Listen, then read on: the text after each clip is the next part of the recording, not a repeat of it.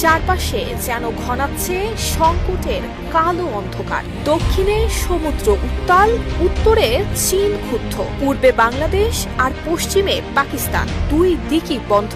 বাংলাদেশে বন্ধ হয়েছে ট্রানজিট রেলপথ, যা ভারতের উত্তর পূর্বাঞ্চলের জন্য ছিল গুরুত্বপূর্ণ এক রুট, আর পশ্চিমে পাকিস্তান বন্ধ করেছে তাদের আকাশপথ। দিল্লি থেকে কাবুল কিংবা ইউরোপগামী ফ্লাইটগুলোকে এখন নিতে হচ্ছে ঘুরপথ। খরচ বাড়ছে দ্বিগুণ, আর সময়ও। এক কথায় মহা বিপদে নরেন্দ্র মোদীর দেশ। ভারতের কূটনৈতিক তাস এবার উল্টে গেছে। যখন কাশ্মীরে উত্তেজনা তুঙ্গে এবং ভারত জুড়ে চলছে ভোটের মাতামাতি, তখনই এলো এমন সব কঠিন সিদ্ধান্ত।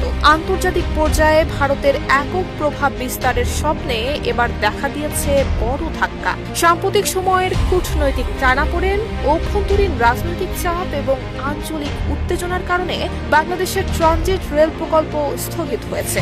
আর পাকিস্তান, তারা একরকম স্পষ্ট হুমকি দিয়ে বলছে, ভারত যদি কাশ্মীরে একতরফা অবস্থান নেয় তাহলে তার পরিণতি ভালো হবে না। সানবিট সব দিবে সামাল।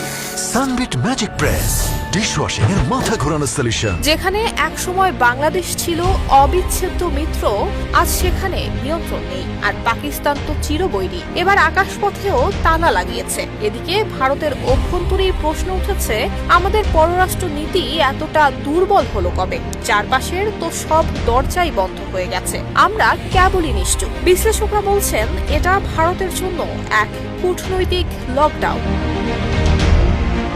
তবে এখানে শেষ নয়। চীনও লাদাখ সীমান্তে বাড়িয়েছে সেনা সমাবেশ। নেপালও তাদের সীমান্তে কঠোর নজরদারি শুরু করেছে। এমনকি মালদ্বীপের নতুন সরকারও দিল্লির প্রতি দেখিয়েছে শীতল মনোভাব। অর্থাৎ দক্ষিণ এশিয়ার ভূ রাজনীতিতে একরকম ভারতই আছে চাপের মুখে।